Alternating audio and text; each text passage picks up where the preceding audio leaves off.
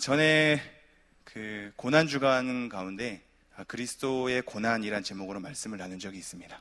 그때 핵심은 우리가 당연히 예수님에 대한 죽으심, 그 고난에 대한 사실적인 기술들, 역사적인 접근으로 예수님께서 어떻게 고난을 받으셨고 돌아가셨는지에 대한 그 고난 자체를 우리가 그것 자체만 묵상하는 것이 아니라, 그러니까 감정적으로 그것에만 머무는 것이 아니라 그리스도의 고난을 강조하게 될 때 사도들이 강조하는 또 하나의 축이 있다고 했습니다. 그것이 바로 그리스도의 고난을 풀면서 얘기하기를 우리가 그리스도의 이름 때문에 수치나 고난을 당하는 것, 그리고 선을 행하는 것, 그리스도의 본을 따르는 것, 이것을 도출하기 위해서 그리스도의 고난을 강조하고 있다라는 게 그때 중요한 한 가지 말씀의 메시지였습니다.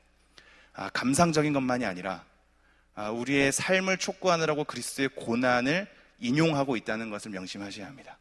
그게 그리스도 고난 때 우리가 살펴본 것이고, 저번 주 금요일에는 구속의 효력과 예수 그리스도에 관해서 살폈습니다. 우리가 우리 스스로 보건대 우리의 연약함과 우리의 죄악이 자꾸 수면 위에 떠올라서 우리가 과연 구원받은 사람이며 하나님의 백성이며 하나님의 자녀며 내가 가지고 있는 믿음은 진짜이며 난 도대체 하나님 앞에서 어떠한 사람인가에 대한 의구심과 불안감, 죄책감과 좌절에 사로잡혀서 그것마저도 부인하고 싶은 나의 부끄러움 가운데에서 구속의 효력이란 과연 무엇인가, 말씀 속에서 그리스도의 죽으심과 부활하심을 통해서 우리에게 무엇이라고 말씀하는가를 한번 추적해 봤습니다. 여전히 우리가 죄에 짓눌리는 것 같으나 생명의 성령의 법이 죄와 사망의 법에서 우리를 해방하였다라는 그 선언, 그리고 우리 스스로의 여겨짐이 굉장히 부끄러우나 하나님께서 예수 그리스도의 죽으심과 부활하심으로 말미암아 우리를 의롭게 여겨주셨다는 것, 그것이 중요합니다. 하나님의 여기심, 하나님께서 그리스도의 죽으심과 부활하심으로 그 구속의 효력을 어떻게 발생시키시는가, 나의 불안함과 연약함을 넘어서서, 나의 좌절감을 넘어서서, 나의 죄책감을 넘어서서 여전히 죄의 습성으로 내가 하나님 앞에 부끄러운 삶이 연이어져 감에도 불구하고 그것을 넘어서서 하나님의 인정을 통하여, 하나님의 선언을 통하여, 하나님의 해방을 통하여 절대 어떠한 것도, 어떤 피조물도 하나님과 우리의 관계를 끊을 수 없는 하나님의 연결함을 통하여 우리가 하나님 앞에서 의롭게 여기심 받았다라는 사실을 다시 한번 확인했습니다. 구속의 효력은 하나님의 크심에서 나오는 겁니다. 구속의 효력은 우리의 어떠함에서 나오는 것이 아니라 하나님의 일하심에서 나오는 겁니다. 하나님의 선언을 따라서 우리의 모습을 봐야지, 우리 스스로의 삶의 묵상이 먼저 된 채 내 삶이 도대체 왜 이런가로부터 출발하는 게 아님을 명심하셔야 합니다. 오늘도 그것과 연이어질 겁니다. 예수 그리스도의 일하심에 관해서 살펴볼 건데요, 예수 그리스도의 일하심이 과거에 있었던 죽으심과 부활하심 다 이루었다라는 선언 가운데 그것으로 그치고 이후에 예수님의 일하심에 대해서는 우리가 어떻게 발견할 수 있는가를 초점으로 한번 살펴보려고 합니다. 예수님은 일하셨을까요? 아니, 지금 일하시고 계실까요? 네, 도대체 무슨 일을 하실까요? 막상 생각해보면 많이 떠오르는 게 없지 않습니까? 우리가 그것을 지금 추적하려고 합니다. 예수님의 어떠하심에 대해서, 예수님이 죽고 부활하신 이후에 어떠한 일을 하셨는가를, 그래서 지금 우리가 하나님께서 일하신다는 것에 대해서 전혀 확인이 되지 않아 답답할 때에도 여전히 내 죄만 자꾸 부각되는 것 같아서 이 가운데 하나님의 신실하심을 맛보지 못해서 오게 되는 불안함 가운데 지금 이 상황 가운데서도 예수님께서 일하시고 계심을, 우리가 그것을 한번 좀 살펴보려고 합니다. 그 전에 앞서서 한 가지 명심해야 될 게 있습니다. 그리스도인이란 어떤 사람일까요? 그리스도인이 무엇일까요? 대부분 정의하기를 이렇게 정의하지 않습니까? 그리스도를 섬기고 그리스도의 말씀, 그 가르침에 따라서 살아가려고 하는 사람, 그죠? 이걸 그리스도인이라고 합니다. 사람들도 그렇게 얘기하죠. 근데 여기가 이게 맞긴 한데요, 이거에 초점을 보십시오. 그리스도인이란 이 사람을 평가하는 것이, 설명하는 것이 그리스도를 그 사람이 섬기고 그리스도의 가르침에 따라서 내가 따라가는 자입니다. 이거 우리의 삶과 연관돼서 지금 연결을 하고 있습니다. 우리의 안의 지식과 믿음과 그 믿음을 통한 삶으로 그리스도인에 대해서 얘기를 하고 있다 이거죠. 이거는 되게 중요한 하나의 맥락이긴 한데 사실상 더 중요한 축이 있습니다. 그리스도인은 그리스도께 속한 자라는 겁니다. 그리스도께 속한 자. 이 두 가지의 차이점이 뭐가 있을까요? 그리스도인이라고 할 때 내 삶에, 나 자신에 대한 섬김에 초점이 가 있으면 나로서 그리스도인 됨이 규정되는 것 같은 느낌이 드는 겁니다. 그러나 여러분, 그리스도인 된다라는 것은 하나님께서 삼으셨기 때문입니다. 그리스도께서 삼으셨기 때문입니다. 나를 따라올 수 있는 자로 그 사람에게 믿음을 허락하셔서 자녀됨을 선언하셨기 때문입니다. 그러므로 그리스도인은 그리스도께 속한 자인 겁니다. 그리스도께 속한 자. 내 삶이 그리스도인답지 않은 형편없는 삶이라 할지라도 그리스도께서 나를 그리스도 가운데 속해 주셨다는데 내가 그리스도인 됨을 부정할 수 있겠습니까? 그렇지 않은 거죠. 그리스도께 속했다라는 것이 더 중요합니다. 그러므로 그리스도의 일하심을 보는 것은 우리의 삶에 대한 살펴봄보다 더 중요한 겁니다. 이게 여러분에게 와닿지 않겠지요? 하나님께서 일하셨다라는 거, 그리스도께서 지금 우리의 삶 가운데서 일하셨다라는 게 도대체 나의 구체적인 삶 가운데 무슨 연관성이 있는가? 내 삶은 이렇게 지금 급박하게 돌아가 있고 하루하루 살기도 바쁜데 내 가정의 삶, 내 개인의 고민, 내 문제들, 이거를 해결하는데 너무나 급급한 나인데 하나님께서 일하셨다라는 그 선언이 도대체 나에게 어떠한 위로를 줄 수 있을까에 대한 부분으로 굉장히 의아할 수 있습니다. 그러나 그거는 신앙에 대한 초점이 사실상 전복이 된 겁니다. 하나님께서 어떤 분이신가, 하나님께서 어떻게 일하고 계시는가가 성경에서 먼저 주목해야 할 부분입니다. 하나님을 믿고 난 다음에 내가 어떻게 변화가 되었는가, 어떤 문제가 해결되었는가, 어떻게 더 성숙하게 되었는가, 나의 삶을 통해서 하나님께서 어떻게 이렇게 펼쳐나가시는가에 대한 부분보다도 하나님의 어떠함이 더 중요한 겁니다. 여러분, 이거 너무 중요합니다. 하나님께서 어떤 분이시며 하나님께서 어떠한 일을 하셨는지, 예수님께서 어떤 분이시며 예수님께서 어떠한 일을 하셨는지, 성령님은 어떤 분이시며 성령님께서 어떻게 일하시고 계신지, 이거를 주목하지 않는 이상 건강한 교회가 이루어질 수 없습니다. 여러분, 명심하셔야 됩니다. 여러분의 삶이 어떻든 간에 하나님의 일하심이 더 중요한 겁니다. 그게 진짜 신앙 고백인 겁니다.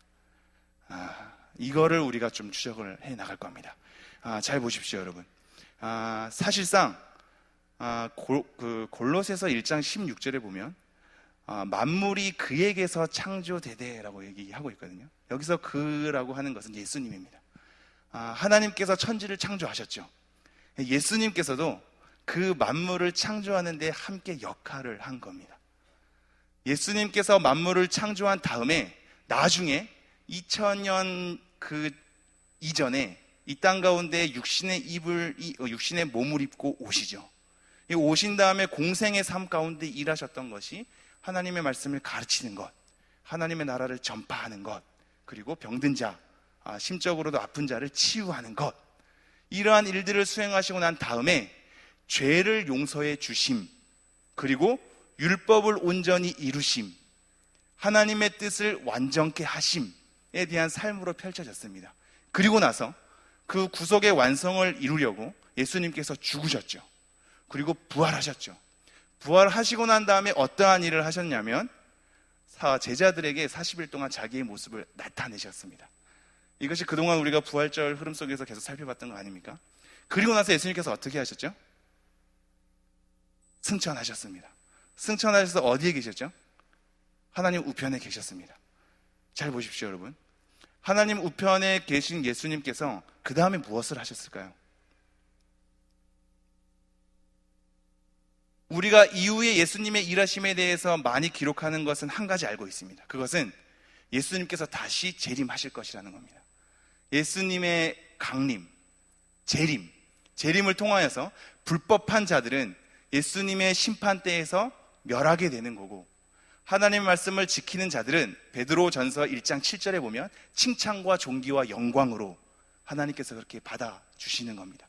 이러한 심판의 일을 예수님께서 하시는데, 지금 부활하고 제자들에게 나타내시고 승천하셔서 하나님 우편에 오르심, 이 순간과 나중에 예수님께서 다시 재림하셔서 심판하실 그 날 사이에 이 기간들 속에서는 예수님께서 도대체 무슨 일을 하시는 걸까요? 그죠? 우리가 예수님에 대해서 언급하는 것들을 잘 돌아보십시오. 예수님의 구속에 관해서 많이 언급하지 않습니까? 물론 다시 오심에 관해서도 언급하겠죠. 중간이 없는 겁니다.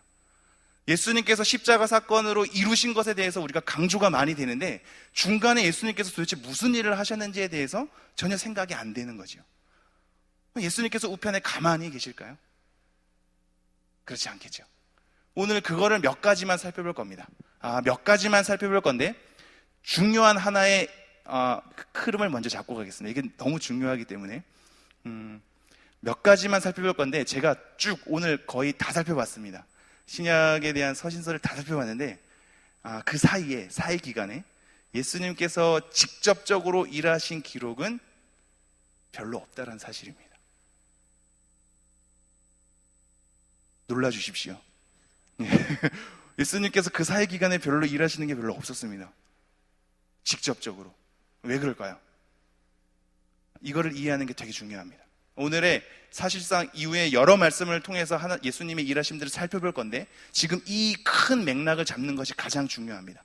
여러분, 예수님께서 왜 직접적으로 그 사이 기간에 일하신 것이 많이 기록되지 않았냐면, 예수님으로 말미암아 우리 신자된 우리가 하나님과 직접 교제를 얻었기 때문에 성경에서 뭐라고 많이 표현되냐면, 그리스도 안에서 하나님께서 이렇게 하게 되었느니라 라는 표현이 많습니다. 그리스도 안에서. 이거 하나 기억해 주십시오. 서신서에서 가장 많이 등장하는 것 중에 하나가 그리스도 안에서입니다. 그 안에서, 예수 그리스도 안에서, 주 안에서. 이것이 가장 많이 등장하는데, 예수님의 구속의 효력으로 인해서 예수님으로 말미암아 하나님과 직접 교제가 연결된 겁니다. 그래서 기록된 여러 가지 기록은 그리스도 안에서 하나님께서 우리에게 이렇게 하셨다, 하나님께서 우리를 이렇게 보호하시고 지키신다라는 기록이 많습니다. 이게 첫 번째고, 두 번째가 예수님께서 누굴 보내시죠? 성령님을 보냅니다. 이후로 여러 가지 직접 기록된 일하심에 있어서는 성령님의 일하심들에 대해서 많이 기록을 합니다. 성령님이 우리를 어떻게 확증하고 보증시켰는가, 어떻게 우리가 자녀되게 했는가, 우리의 신앙을 성령님께서 어떻게 이끌어 가시는가, 어떻게 인도하셨는가에 대한 성령님의 일하심들이 많이 기록되어 있다는 사실입니다. 그러므로 이건 잘 보십시오. 예수님께서 직접적으로 일하신 것에 대해서 명시하고 있는 것이 적지만, 하나님의 일하심을 드러내고 성령님의 일하심을 드러내는 역할로 지금 그려지고 있다는 겁니다. 예수님의 일하심이 직접적으로 등장하지 않는 이유는 하나님과 성령님을 직접적으로 등장시키고 있기 때문입니다.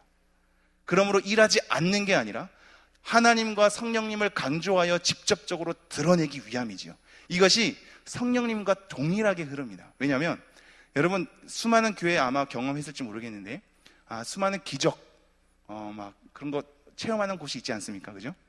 그런 곳이 아직도 많이 있습니다. 막 이렇게 막 훅 하면 막 다 쓰러지고, 예언 받고 막 방언 통역한다 그러고, 근데 알고 보니까 잘못된 통역이기도 하고, 어쨌든 막 금가루 떨어지고 갑자기 이빨이 금이빨로 바뀌고, 이게 아직까지도 그렇다니까요. 아직까지도 그런 일이 있다란 말입니다.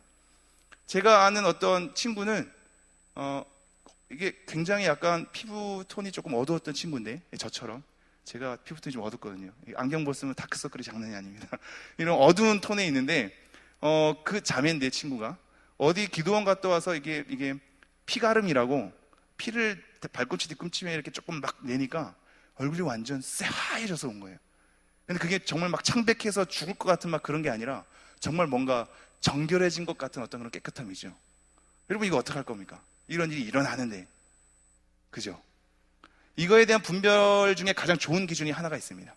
성령의 일하심에 관해서 이게 진짜 일하심인지 거짓된 일하심인지, 즉 사단이나 귀신이 성령님의 일하심으로 착각하게 만들어서 잘못된 길로 인도하는 일하심인지 어떻게 분별할 수 있는가에 대한 기준은, 성령님은 사실상 그 실체가 성령님 스스로서 드러내지 않습니다. 성령님이 일하셨을 때 그 결론은 하나님과 예수 그리스도를 찬양하는 쪽으로 갑니다. 그렇다면 수많은 기적이 일어났음에도 불구하고 예수님을 찬양하는 쪽, 그리고 이러한 것으로 행한다고 그것이 되는 것이 아니라 이 모든 것이 예수 그리스도께 달렸다는 그 믿음의 고백, 이런 것들이 주로 일어나지 아니하고 그 은사를 가지고 있는 당사자가 드러나면 그것은 다 잘못된 겁니다. 이게 가장 중요한 기준입니다. 예수님의 역할, 성령님의 역할 중에 가장 중요한 것은 하나님과 예수 그리스도를 찬미하게 하는 일하심 쪽으로 간다라는 겁니다. 그것이 정상적인 성령의 역사입니다. 이 성령의 일하심에 관해서는 다음 제가 수요일에 담당하게 될 때 좀 한번 살펴보도록 하죠. 중요한 것은 지금 예수님께서 하나님과 성령님을 그 앞에 드러나게 하셔서 자기는 직접적으로 그 사역기간에 별로 일하시지 않는 것 같다는 뉘앙스를 주나, 오늘 말씀을 통해서 그 몇 가지가 직접적으로 드러나는 사역이 있다는 것을 좀 한번 확인을 해보겠습니다. 다시 한번 본문 말씀으로 돌아오죠. 제가 서론이 조금 길었는데요. 빌립보서 1장 20절에서 21절, 나의 간절한 기대와 소망을 따라 아무 일에든지 부끄러워하지 아니하고 지금도 전과 같이 온전히 담대하여 살든지 죽든지 내 몸에서 그리스도가 존귀하게 되게 하려 하나니, 이는 내게 사는 것이 그리스도니 죽는 것도 유익함이라. 내게 사는 것이 누구라고요? 그리스도입니다. 살아있는 거지요. 하나님 우편에서 아무 일도 하지 않고 머물러 있는 것이 아니라 믿음을 통하여서 우리와 영적 연합을 이루어 함께 살아 계신 겁니다. 이 두 가지를 잘 정리를 해야 되는데요. 나중에 다시 정리를 해드리겠습니다. 오늘 말고 기회가 되면요. 이 성경에서 두 가지를 얘기하고 있어요. 그리스도가 어디에 계시는가에 대해서 하나님 우편에 계신다라는 것과 우리 안에 계신다라는 겁니다. 재밌게도 하나님에 관해서도 그 위치를 어떻게 얘기하고 있는가? 어느 곳에나 다 계시는 것은 당연하거니와 하나님이 우리 안에 계시는 것에 대해서도 요한 1서에 얘기를 하고 있습니다. 그러므로 우리 안에 계신다라는 건 하나님의, 예수님에 대한 실제 자체가 우리 가슴 속에 스며드는 것이 아니라 영적 교제를 얘기하는 겁니다. 우리 안에, 내 안에 예수가 살고 예수 안에 내가 사는 것, 예수 안에 내가 산다라는 것 자체가 내가 그 속에 들어가는 게 아닌 이상 영적 연합을 얘기하는 거죠. 이러한 영적 연합을 통해서 그리스도가 살아계신 겁니다. 살아계신 그리스도가 우리 안에 계시기에 그리스도의 일하심이 당연히 나올 수밖에 없지요. 그죠? 갈라디아서 2장 20절 볼까요? 갈라디아서 2장 20절. 말씀이 자막에 아마 나올 텐데요. 제가 읽겠습니다. 여러분이 잘 아는 말씀입니다. 내가 그리스도와 함께 십자가에 못 박혔나니 그런즉 이제는 내가 사는 것이 아니요 오직 내 안에 그리스도께서 사시는 것이라. 이제 내가 육체 가운데 사는 것은 나를 사랑하사 나를 위하여 자기 자신을 버리신 하나님의 아들을 믿는 믿음 안에서 사는 것이라. 믿음 안에서 내 안에 그리스도가 이제 사는 겁니다. 그렇기 때문에 나도 이제 나를 위해서 사는 것이 아니라 그리스도를 위해 사는 삶으로 이제 초점이 바뀌는 거죠.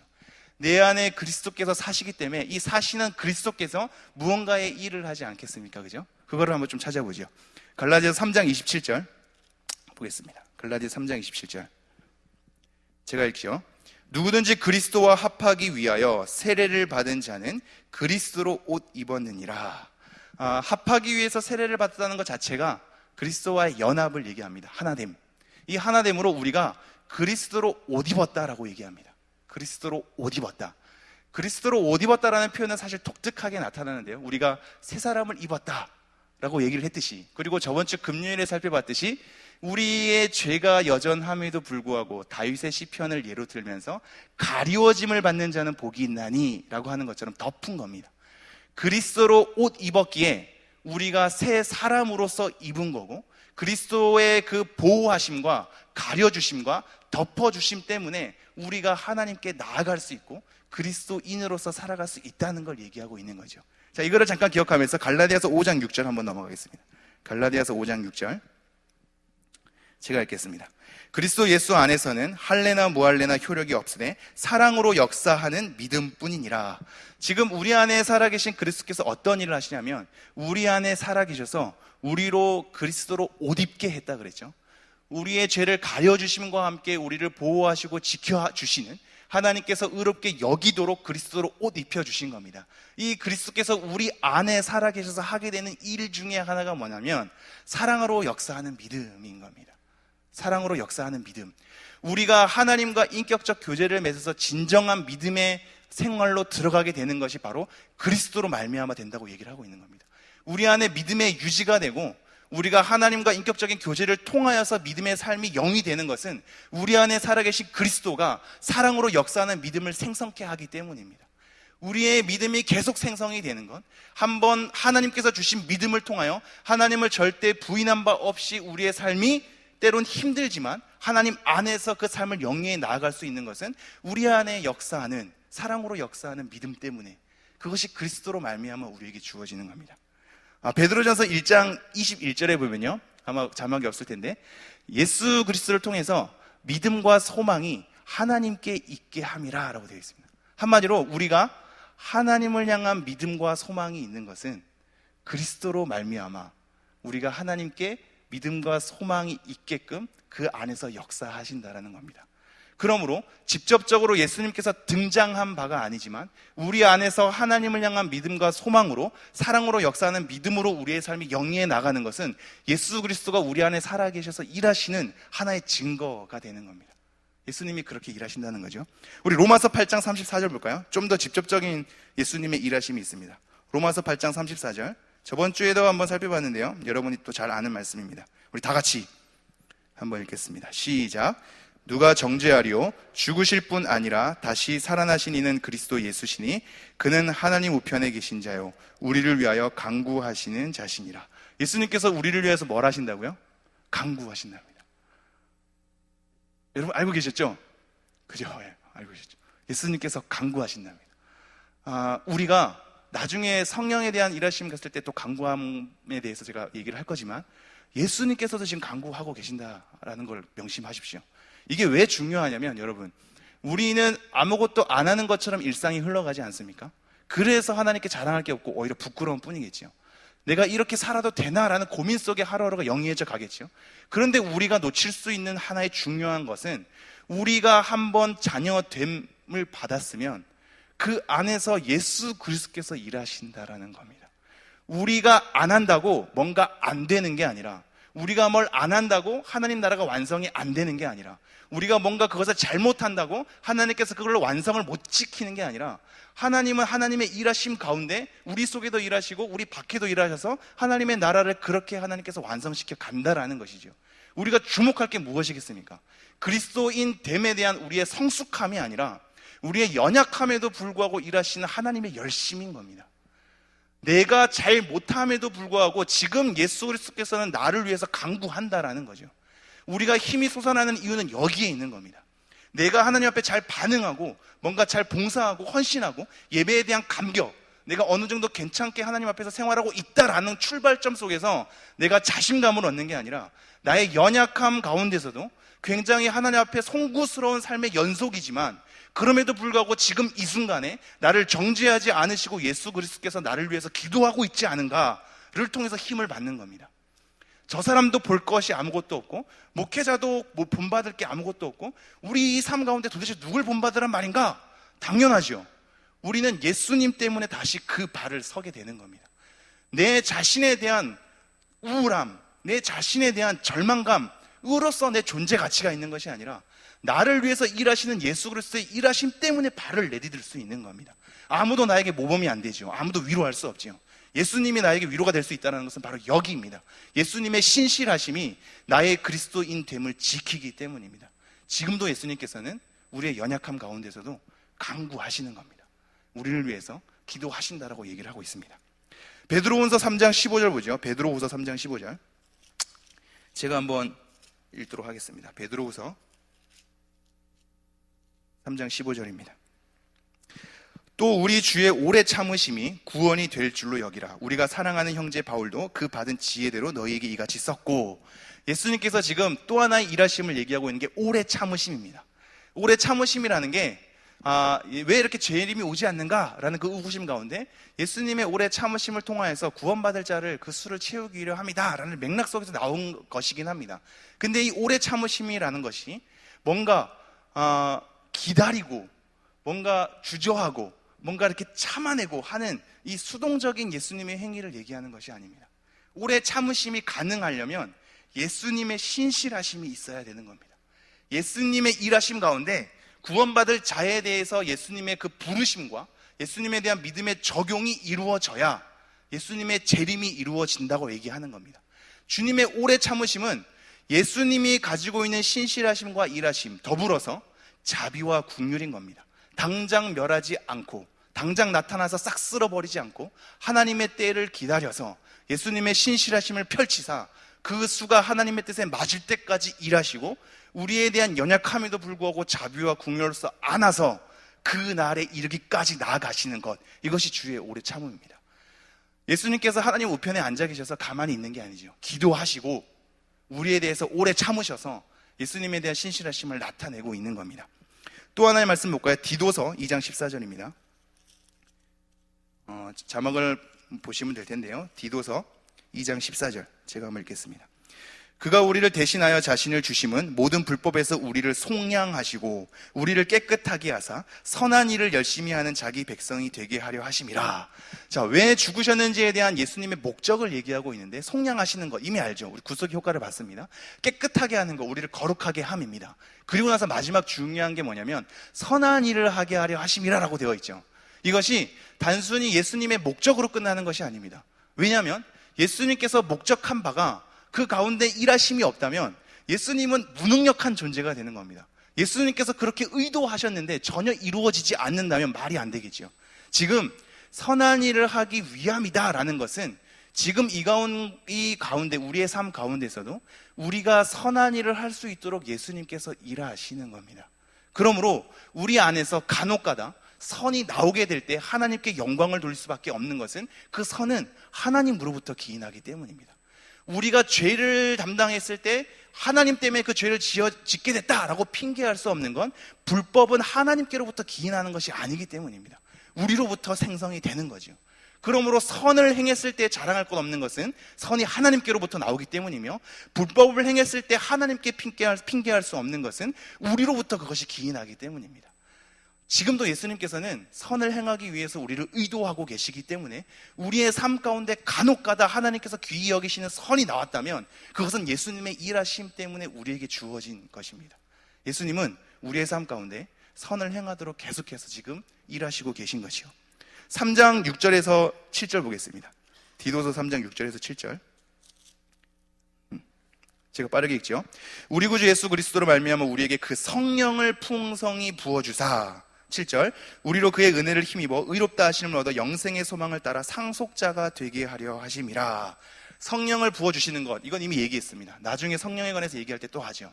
상속자가 되게 하는 것, 지금 하나님 우편에 계셔서 우리를 위해서 기도하시고 오래 참으시고 선이 생성되도록 일하시고 그리고 나서 우리가 상속자가 될 수 있도록 끊임없이 지금 예수님께서 일하고 계시는 겁니다.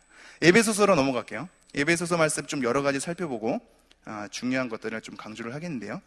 에베소서 1장 22절. 이 말씀이 사실 가장 중요한 좀 핵심이긴 한데요. 에베소서에 등장하는 말씀이 중요합니다. 제가 읽어보겠습니다. 또 만물을 그의 발 아래에 복종하게 하시고 그를 만물 위에 교회의 머리로 삼으셨느니라.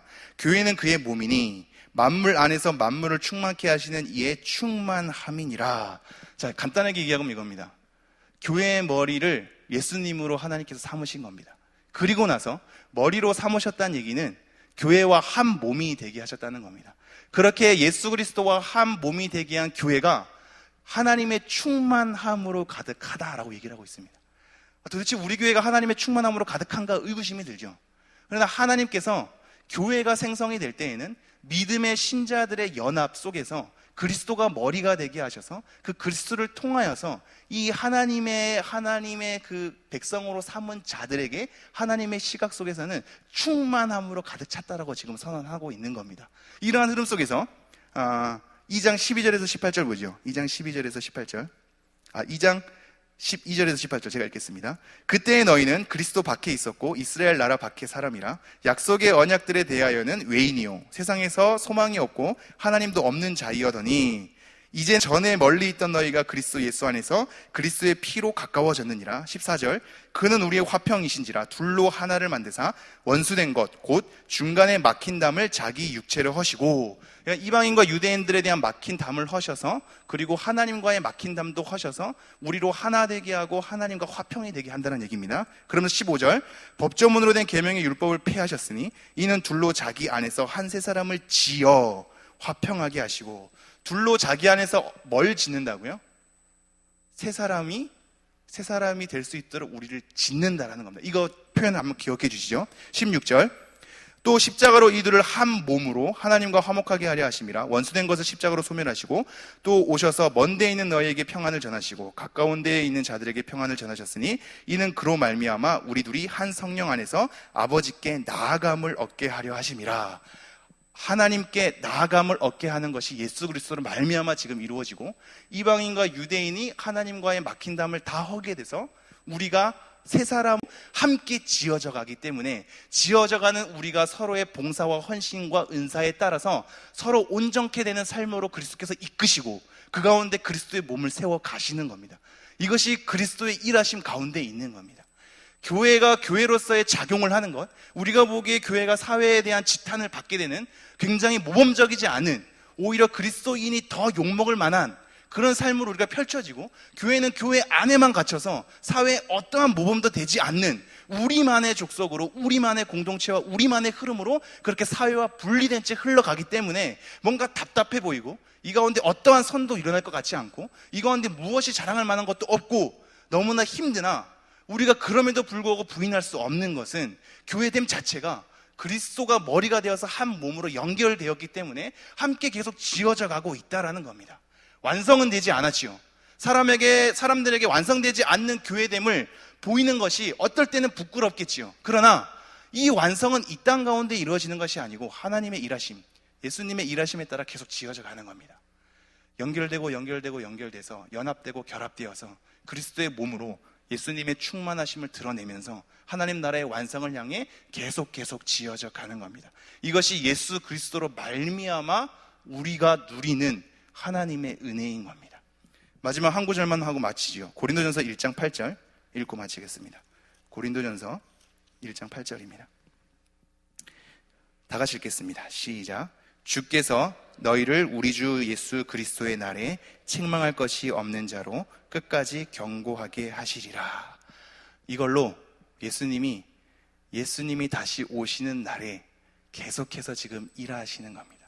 끝까지 경고할 수 있도록, 책망할 것이 없는 자로, 흠이 없는 자로. 지금은 흠이 많지요. 지어져가는 과정이기에 우리가 보기에 자랑할 만한 것이 없지요. 그러나 예수님의 일하심을 보노라니 우리의 삶에 확인이지 안 된다 할지라도 성경에서 증언하는 바는 우리를 위해서 그렇게 강구하고 계시고, 우리를 위해서 오래 참고 계시고, 선이 나타나도록 일하시고 계시며, 그리스도로 옷 입게 하시고, 우리 안에 서로 연결되고 연합되고 결합되어서 그리스도의 몸을 세우게 하시고, 성도로 서로 온전케 하시고 하나님을 찬송케 하는 겁니다. 이 일들을 그리스도께서 그 예수의 날에, 강림하신 그날에 이르도록 우리가 흠이 없는 자로 끝까지 경고하게 하실 것이랍니다. 여러분이 선언을 여러분 가슴속에 새기십시오. 우리 한국교회 안에, 아니 전 세계교회 안에 어떠한 선함이 일어나지 않는 것 같다 할지라도 하나님께서 일하십니다. 교회를 함부로 평가할 수 없는 건, 우리를 함부로 평가할 수 없는 건 우리 너머에 일하시는 예수 그리스도의 일하심이기 때문입니다. 그것은 우리의 연약함으로 무너지지 않으며, 우리의 불리함으로 취소되지 않으며, 우리의 잘못됨으로 그것이 깨지지 않습니다. 그리스도의 일하심은 우리의 연약함과 죄악을 넘어서는 위대하심 가운데 펼쳐지기 때문입니다. 기도하겠습니다. 하나님, 오늘도 이렇게 예수 그리스도의 일하심들에